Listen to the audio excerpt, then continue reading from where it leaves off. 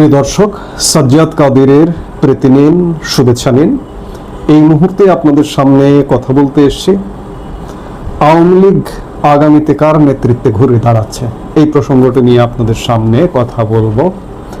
আওয়ামী লীগ 1 বছর হয়ে গেছে, বারবারই বলছি আওয়ামী লীগ নেই, আওয়ামী লীগ কার্যক্রমে নেই। সরকারি নানা রকম বাধা, বেসরকারি বাধা, বেসরকারি বলতে বাংলাদেশে যে রাজনৈতিক দলগুলো আছে, আওয়ামী বিরোধী রাজনৈতিক দলগুলো, তাদের বাধায় আওয়ামী লীগ আসলে স্বস্তির সাথে কার্যক্রমে নেই। কিন্তু তারপরেও আওয়ামী লীগ তো হারিয়ে যাবে না, আওয়ামী লীগকে থাকতে হবে। এখন জায়গায় জায়গায় প্রশ্ন দেখা দিচ্ছে যে আওয়ামী লীগ আসলে কার নেতৃত্বে ঘুরে দাঁড়াবে। এখন পর্যন্ত যদি বলি যে আওয়ামী লীগ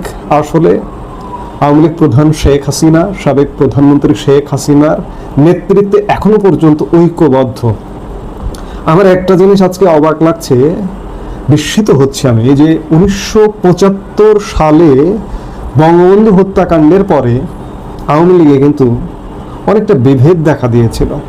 বিভেদ দেখা দেওয়ার প্রধান কারণ ছিল যে আওয়ামী লীগ প্রধান যিনি, যাকে কেন্দ্র করে ওই সময় স্বাধীনতা, মুক্তিযুদ্ধ এবং ওই সময়ের রাজনীতি আবর্তিত হয়েছিল, তিনি নিহত হয়েছিলেন, শহীদ হয়েছিলেন। সেই জায়গা থেকে স্বাভাবিকভাবে আওয়ামী লীগের নেতৃত্ব আসলে বেশ কিছুদিন ছিল না, এবং যখন এসছেও তখন আওয়ামী লীগ দ্বিধা বিভক্ত, কয়েকটি ভাগে বিভক্ত হয়ে গিয়েছিল।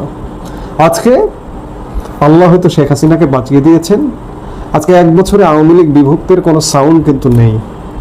আজকে এই মুহূর্তেও শেখ হাসিনার নেতৃত্বে, শেখ হাসিনা বিদেশে আছেন, তারপরেও দেশি বিদেশি আওয়ামী লীগেররা শেখ হাসিনার নেতৃত্বে কিন্তু ঐক্যবদ্ধ এবং আগামীতেও থাকবেন। শেখ হাসিনা যতদিন আছেন দলে অন্ততপক্ষে তার অবস্থান, তার অনেক সমালোচনা থাকতে পারে, কিন্তু দলে তার অবস্থানটা এত বেশি শক্তিশালী যে একটি রাজনৈতিক দল তো গণতান্ত্রিক হয়, যে এখানে আরো পক্ষ বিপক্ষ বিভিন্ন কিছু থাকতে পারে, কিন্তু শেখ হাসিনার বাহিরে আওয়ামী লীগকে কেউ চিন্তা করছে না, ভাবছে না।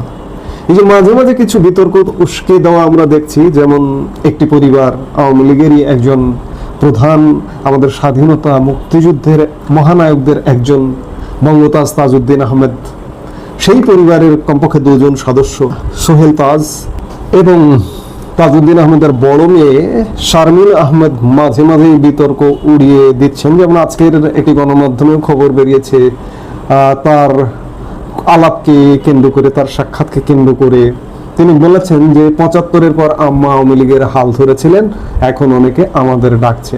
আমরা জানি না যে আসলে তাদেরকে কেউ ডাকছে কিনা, কারণ তারা ইতিমধ্যেই আওয়ামী লীগারদেরকে, জাতিকে বিভ্রান্ত করেছেন। 2 ভাই বোন, সোহেল তাজ এবং শারমিন আহমেদ, এবং অতি সম্প্রতি তারা প্রধান উপদেষ্টা ডক্টর মোহাম্মদ ইউনূসের সাথেও সাক্ষাৎ করলেন।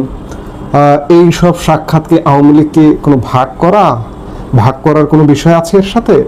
হয়তো ষড়যন্ত্র থাকলেও থাকতে পারে, কিন্তু বেশিরভাগ মানুষ, বাংলাদেশের রাজনৈতিক বিশ্লেষকগণ মনে করেন যে তাজউদ্দিন আহমেদ পরিবারের এই অংশটি, এই 2 ভাই বোন আসলে হালে পানি পাবে না। আওয়ামী লীগ বঙ্গবন্ধু পরিবার থেকেই ঘুরে দাঁড়াবে, এবং এখন প্রশ্ন হচ্ছে যে আওয়ামী লীগ আসলে কার নেতৃত্বে ঘুরে দাঁড়াবে।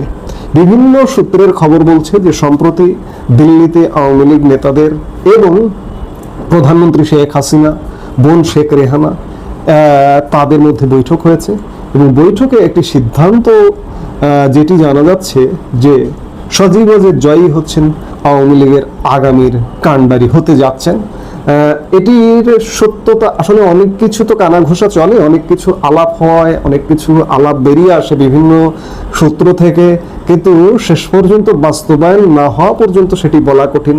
এদিকে শেখ হাসিনার কন্যা সাইমা ওয়াজেদ পুতুলও বলা যায় যে বিশ্ব স্বাস্থ্য সংস্থার চাকরি থেকে এক প্রকার ছুটিতে থাকার মতো, তিনিও রাজনীতিতে আসবেন কিনা, নানান বিষয় আছে। শেখ রেহানার সন্তানদের মধ্যে এক সন্তান টিউলিপ সিদ্দিকী, তিনি ব্রিটেনের রাজনীতিতে সক্রিয়, অন্য সন্তানদেরকেও শেখ রেহানার বাংলাদেশের রাজনীতিতে আসবেন কিনা, নানান আলাপ আলোচনা চলছে। এখন দেখার বিষয় আসলে শেষ পর্যন্ত কে আগামীর আওয়ামী লীগের কাণ্ডারি হয়। ওই পরিবার থেকে আসতেই হবে, কারণ আমাদের মাইন্ড সেট আপটা এরকম যে আমরা হাজার বলি না কেন, যত কথা বলি না কেন, যে পারিবারিক রাজনীতি, পারিবারিক বলয় থেকে দলকে বের করে, এটি আসলে খুব সহসা হবে না, কারণ আমাদের মাইন্ড সেট আপটাই ওই রকম নেই। এই যে যারা উত্তেজনা করছে, মাঝে মাঝে উত্তেজনামূলক কথা বলছে, ধরুন তাজউদ্দিন পরিবার, সেই পরিবারের দুজন সদস্য লাফিয়ে বা দাপিয়ে যতই বেড়াক না কেন, এতে কাজ হবে না। সেখানে আওয়ামী লীগ আসলে ভাঙলেও না, ভেঙে সেখানে কেউ যাবেও বলেও মনে হয় না। সেই জায়গায় নিঃসন্দেহে আওয়ামী লীগের আগামীর কাণ্ডটি হবে শেখ হাসিনা পরিবার থেকে। ইতিমধ্যে আওয়ামী লীগের কমিটি, আওয়ামী লীগের সর্বশেষ কাউন্সিল হয়েছে 2022 সালে। নভেম্বরের মতো আওয়ামী লীগ প্রধান, আওয়ামী লীগ সভানেত্রী হয়েছেন শেখ হাসিনা 9টি কাউন্সিলে। 44 বছর যাবৎ তিনি এই দায়িত্বে আছেন। এরই মধ্যে গঙ্গা যমুনার বহু জল গড়িয়েছে। স্বাভাবিকভাবে বিগত যে কমিটিটি, সেই কমিটিটাকেও হয়তো রিভাইজ করা দরকার। আওয়ামী লীগকে পুনর্জন্ম দেওয়া বা আওয়ামী লীগকে ঘুরে দাঁড়ানোর জন্য সেই জায়গায় নতুন করে হয়তো একটা কাউন্সিলও হওয়া দরকার। আওয়ামী লীগ নিশ্চয়ই ভাবছেন, কারণ যেটি জানা যাচ্ছে যে দিল্লিতে এই বৈঠকগুলো হচ্ছে। তো সেই জায়গা থেকে আওয়ামী লীগ ঘুরে দাঁড়াবে, আওয়ামী লীগের হয়তো একটা নতুন কাউন্সিল হতে পারে এবং আওয়ামী লীগের হয়তো নতুন নেতৃত্ব আসতে পারেন, এবং বেশিরভাগ শোনা যাচ্ছে যে সজীব ওয়াজেদ জয় আসবেন, এবং এইরকম তারুণ্য নির্ভর একজন সাধারণ সম্পাদকও খোঁজা হচ্ছে। আওয়ামী লীগ নিশ্চয়ই সেই জায়গায় খুঁজবেন এবং ভালো একজন নেতৃত্ব দেবেন। এবং এটি জানা যাচ্ছে যে পুরনো যারা দক্ষ নেতৃত্বে ছিলেন, যারা ডাক সাইটে এবং সত্যিই দলের জন্য গুরুত্বপূর্ণ ভূমিকা পালন করেছেন, তারাও হয়তো থাকবেন। পুরনো নতুন মিলিয়ে একদম সবকিছু পুরনোদের বাদ দিয়ে তো আর নতুন করে গড়া যায় না। অভিজ্ঞতার জন্য হলেও পুরনোদেরকে পাশে রাখতে হবে, রেখে তাদের কাছ থেকে শিখে শিখে অভিজ্ঞ হতে হবে। সেই জায়গা থেকে আওয়ামী লীগে হয়তো খুব শীঘ্রই আমরা কাণ্ডারি দেখতে পাবো বলে মনে হচ্ছে। কিন্তু সবকিছুর উপরে শেখ হাসিনা যতদিন জীবিত আছেন, যতদিন বেঁচে আছেন, হয়তো তিনি কার্যকরী সভাপতি বা সভানেত্রী হিসেবে না থাকলেও অ্যাডভাইজারি জায়গায় বা মাথার উপরে তিনি থাকবেন, এটি এক প্রকার নিশ্চিত।